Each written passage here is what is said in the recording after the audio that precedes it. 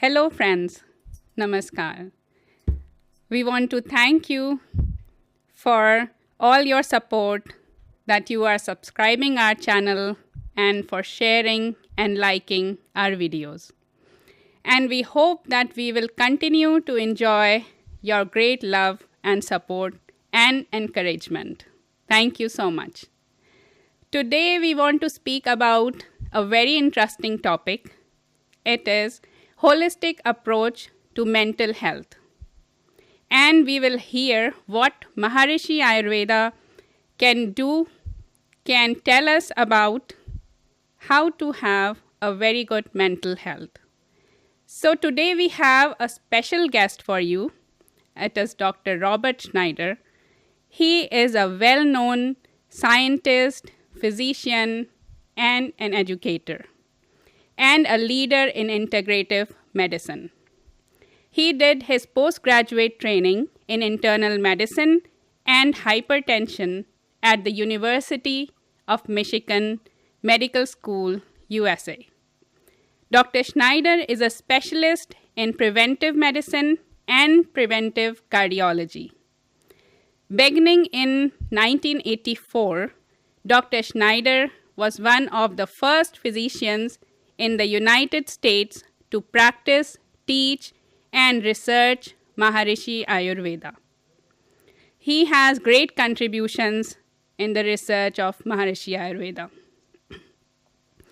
And he has been a consultant to the National Institute of Health, Center for Disease Control and Prevention, Presidential Commission on Complementary and Alternative Medicines, and the U.S. Congress's Prevention Coalition.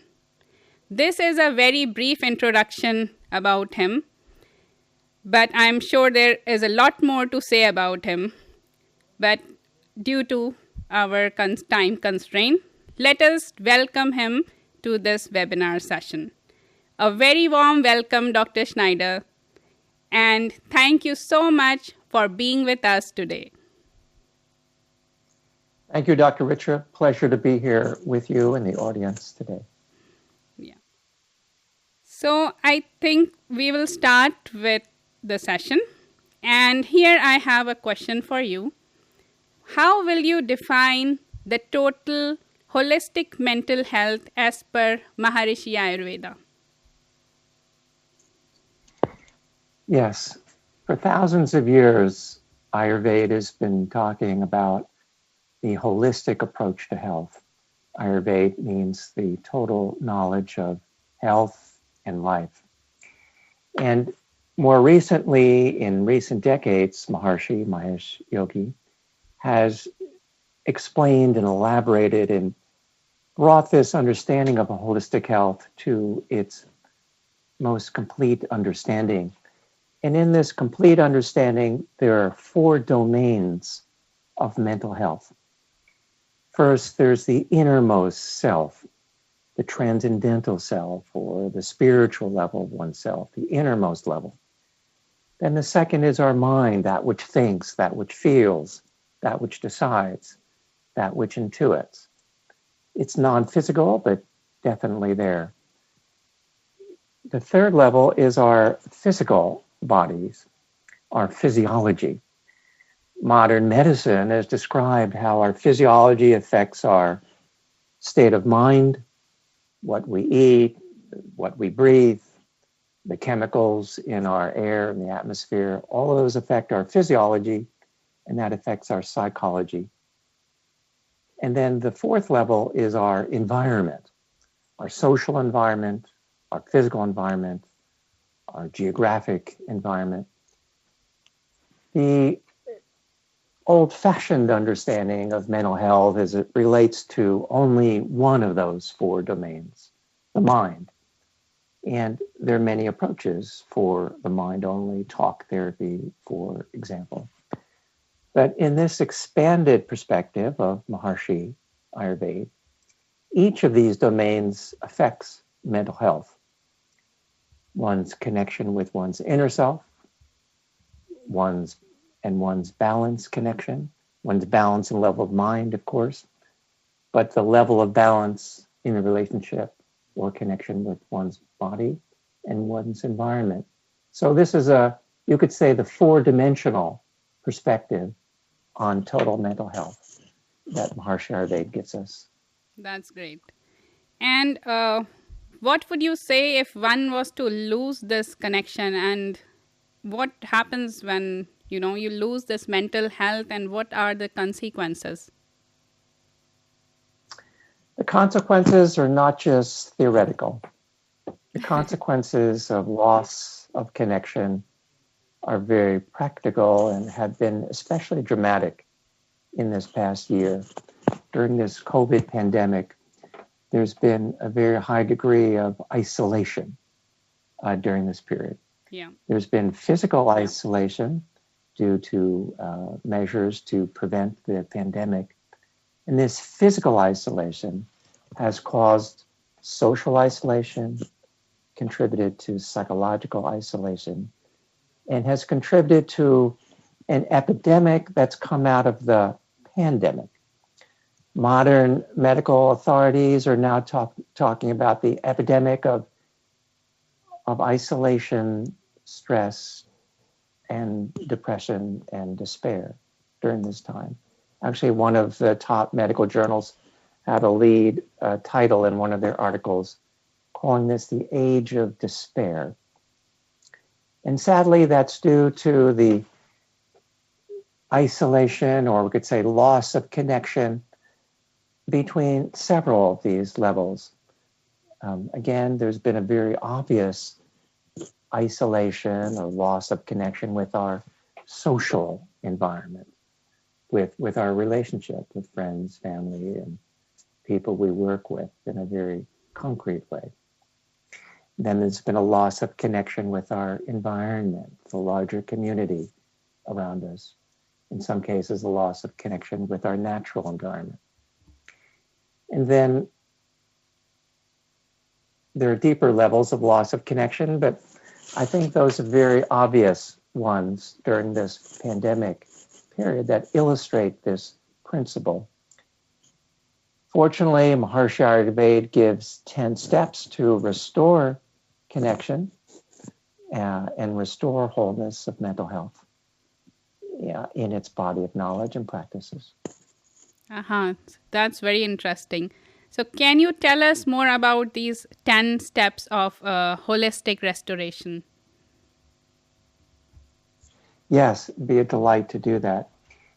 These 10 steps are originally described in the classic Ayurvedic literature in the textbook of Ayurveda called Charak Samhita as the 10 steps for reversal of aging, the 10 steps for creation of ideal mental health, and the 10 steps for creation of ideal health overall. These 10 steps cover the most concrete, most material levels of those domains that we've talked about, and they go to the subtler and finally the most subtle levels. They go from managing our physical environment to managing our physiological environment, means our bodies, to managing our mental environment, means our minds, and to managing the connection with our spiritual environment, the innermost self. We could say on the more material level, which is as important as all the other levels, but only one part of the whole picture, is managing our physiology. And the first step to managing our physiology is don't get tired. Don't get exhausted. To balance our levels of rest and activity, because exhaustion is the first step of depletion, is the first step of isolating from our source of energy, is overusing the resources that we have. And sleep is a very important part of this first step. There was a recent study showing that lack of sleep or short quantity of sleep, less than 6 hours, as an extreme example of short sleep, or low quality of sleep, insomnia, is associated with depression and mental and other mental health disorders, and even associated with dementia in later life. Those who sleep shorter, too short, or have low quality of sleep actually get more mental health and brain disorders later on in life. So modern medicine corroborates this first principle of balance your rest and activity. The second step, once you're managing that, is to manage your diet and digestion. I know you may have had previous shows on the Ayurvedic approach to diet and digestion, so I won't go into that in great detail, but I will mention that modern medicine has been corroborating this principle in recent years. This idea of a diet that's high in vegetables, fruits, legumes, and nuts, and whole foods generally has been supported by research in modern medicine. Some people call it the Mediterranean type diet. Some people call it the plant-based diet. But it's very much in accord with the general principles of whole diet prescribed by and recommended by Maharishi Ayurveda. The third, fourth, and fifth principles have to do with managing your mind more directly. The first two were about managing your body. The next three are about managing your mind. And that is managing your levels of anxiety, which relates in Ayurvedic terms to vata, aggravation on the mental level. Managing your level of anger, which corresponds in Ayurveda to pitta, or the fire principle, active in one's mind, which could be overactive and aggravated, leading to anger. The third principle in this series is to manage your level of inactivity, or to put that in a positive way, to be perseverant, to be active, to be disciplined, because the opposite of that is, in Ayurvedic term, a kapha, aggravation, which is associated with slowness, dullness, inactivity, and depression. So these are the three big mental disorders: anxiety, anger, and depression, which are so common in our age of despair, as some people call it, especially during this pandemic period. And Ayurveda gives very specific recommendations to balance these doshas and their expression in one's mind. But actually all 10 of these affect each other. So one could say, how do you do that? Or maybe I'll leave that for a little later, how you balance each of these three. But let me give you just an overview and then of these 10, and then we can go into more detail as you wish. Number 6 is social relationships. We talked about the domain of the social environment and how we have such an isolation, being cut off. Of course, video conferencing helps a great deal, but in very real human terms, we've had this experience of being cut off to a large extent from our social world and our social relationships. And this is important to restore for total mental health in real, concrete human ways: kindness, compassion, touch, emotional touch, and physical touch. The next point is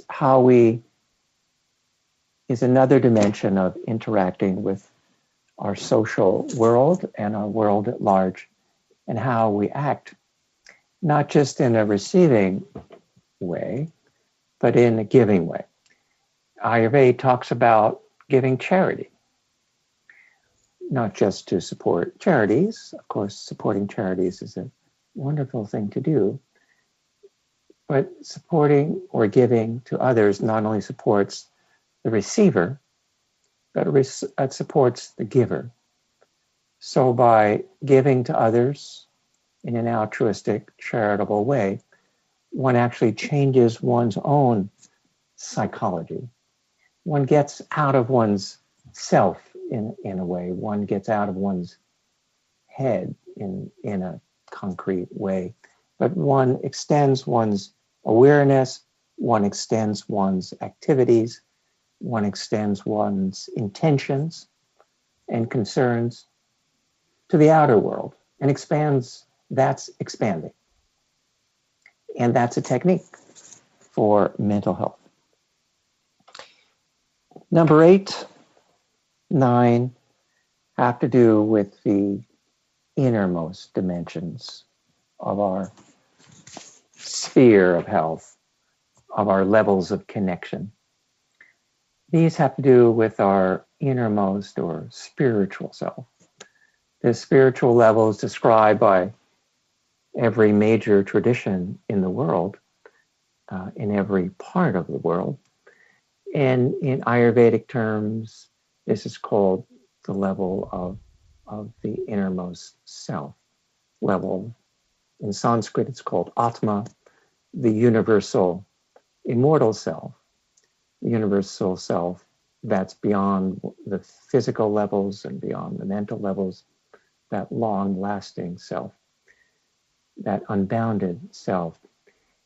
And this level, one should first understand that it's there, and the textbooks of every major tradition talk about this level, and especially Ayurveda, and Ayurveda contains the science of yoga.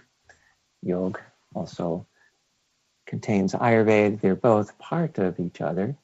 So from this terminology of yoga, it's union with one's innermost self, and to understand that's even possible, and to have that as a goal in life, and what the implications of that are.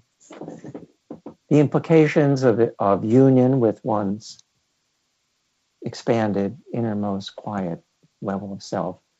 On a physical level, there are changes in one's brain waves and changes in one's neurochemicals, neurotransmitters. And this union can be done with meditation, particularly transcendental meditation, and the yoga asana prescribed and recommended by Maharishi Ayurveda in Maharishi Yoga Asana program. These are all methods that one first needs to know exist, and to know the benefits of, and that inspires one for the next step, which is actually acting to practice those technologies. First is understanding them, and second is practicing them. And that gives the experience of one's big self, you can say, one's expanded self, one's quiet, serene, calm, stable core.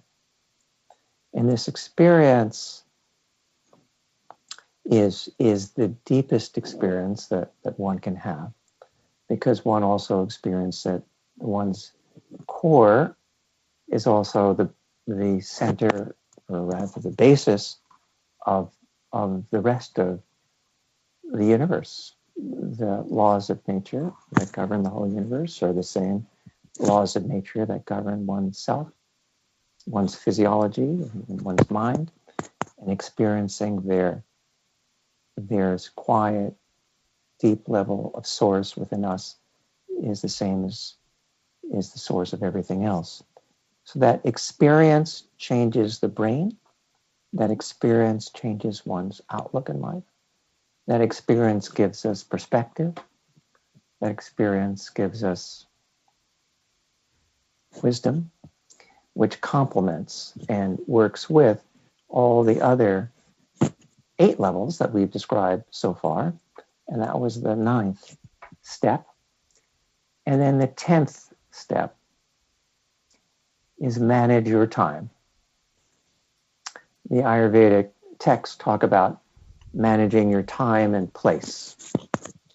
That means, in the end, that's really what you can manage the most, is your time and what you do with your time. So manage your time according to your values, to your highest values, and according to your priorities. And if you would like 9 priorities with which to manage your time, then Ayurveda, particularly Maharishi Ayurveda, gives these other 9 priorities. Manage your environment in the ways that we've talked about today. Manage your physiology in the ways that we've talked about today. Manage your psychology in the ways we've talked about. And then manage the connection to your innermost self. Those are the priorities that Ayurveda suggests.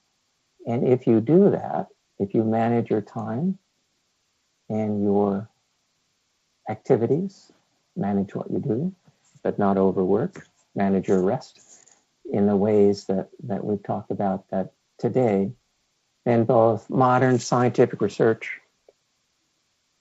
and the ancient Ayurvedic texts describe the result of that, which is happiness, fulfillment, long life, ideal mental health, which goes along with ideal physical health and social health and environmental health. So there you have the overview, Dr. Richa. That was very fascinating, Doctor. It was very nice to hear these things from you. And you are right. We have already discussed some like sleep and diet and nutrition in our earlier webinars. But some like the concept of giving. They are very special. Giving not just charity, but giving anything, like giving love, giving respect, giving encouragement, giving happiness. So it really brings that inner peace to oneself. Giving anything to anyone, even giving some space and time to your spouse, that also helps. And it is a very nice concept indeed that you brought today for everyone. And of course, the other concepts, the deeper ones of yoga, of meditation, it is very nice. And anyone who would like to learn that, it will be great. But there are also ways of connecting with nature, with music, with art. So all these, they help our inner self to connect with the outer nature. And it helps to build that understanding that we are not alone, that nature is within us and we are a part of a whole, of this whole nature and of the whole world. So there is no need to feel isolated or alone or feel that we are, away from our dear ones. We are all always connected deeply within ourselves from inside. So thank you for bringing all these concepts to us. So I think we are short of time now, but I would just like to ask you one small practical question before we end this wonderful session. It is about anger management, because some people are really facing this issue and some people have it in them that they get angry and anxious very quickly. Do you have some tip for that, to control that? Sometimes we get instantly angry over something. Can you tell us something about that? Yes. So these three of anger, anxiety, and depression are all states of mind that are associated with imbalances in core mind-body principles. And Ayurveda talks about these mind-body principles as the doshas, vata, pitta, and kapha. So one wants to balance those doshas using these technologies that are available in the physiological, psychological, and spiritual domains. On the physical level, one can help to balance these doshas and their expressions in one's emotional mind using the other principles, using rest and activity in their balance, using diet according to the dosha need, using herbal food supplements that balance the appropriate dosha. And then also even the awareness, the knowledge. Our theme today can be summarized into knowledge and practice, these two. So the knowledge that this is a kind of imbalance due to one's psychophysiological state at the moment, even that gives some distance, gives some separation. Actually, sometimes separation is useful. In this case, well, that's not really my most innermost self, because I know my innermost self, when I transcend and experience that, is a state of settledness, of calmness, is a state of fulfillment, of state of balance. And then I know that's really who I am, but now I'm having this experience. Even that distance creates some balance. It's like a Vaidya takes the pulse of the client, or one can take feel one's own pulse using Maharishi Ayurveda pulse reading. Then one's attention is there. That's some level of imbalance in my mind body. And that attention also has its own settling influence. So in brief, the knowledge has value in what's going on. And then also the knowledge that I can use these other steps, like what can I give to this person, as you just said. We're all feeling upset. Maybe in a certain situation, some people are feeling upset. Then you can say, okay, let me try the principle of giving. Let me try the principle of compassion. Let me try the principle of respect. Let me try the principle of empathy and understanding. And that not only applies to people in your environment, but in the end, each of these 10 apply to oneself. So let me apply the principle of compassion to myself, the principle of respect, the principle of love. So the general idea is that each of these three, if one is talking about how to balance these three, you can use the other 7 to balance these 3. Very nice. So this was a very special webinar. Thank you so much for being with us, Dr. Schneider. And I certainly hope that we will have you with us again. And I thank all my friends for being with us today and for liking and subscribing us. See you all next time. Have a great day and a great year ahead. Thank you. Namaskar. All the best.